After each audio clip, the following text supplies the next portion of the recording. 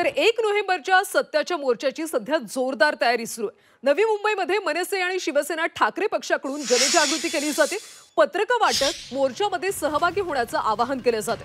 नाशिकमध्ये झेंडे, sticker, banner तयार करत शक्ती प्रदर्शन होतं। उद्या मनसे आणि महाविकास आघाडीचा मतदार यादी विरोधातल्या घोळाविरोधात हा सत्याचा मोर्चा निघणार आहे। राज्यातून मनसे, शिवसेना, ठाकरे पक्षाकडून जोरदार तयारी केली जाते। मोर्चा संदर्भात जनजागृती करण्यासाठी मनसे आणि शिवसेना ठाकरे पक्षानं मिनी सिशोर परिसरामध्ये संयुक्त जनजागृती मोहीम राबवली।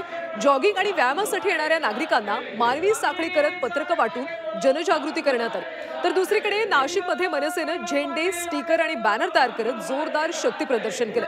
मुंबईतल्या मोर्चामध्ये नाशिकचे सर्वच पदाधिकारी, कार्यकर्ते सहभागी होणार आहेत। तसंच महिलांचा मोठा सहभाग उद्याच्या मोर्चात असणार।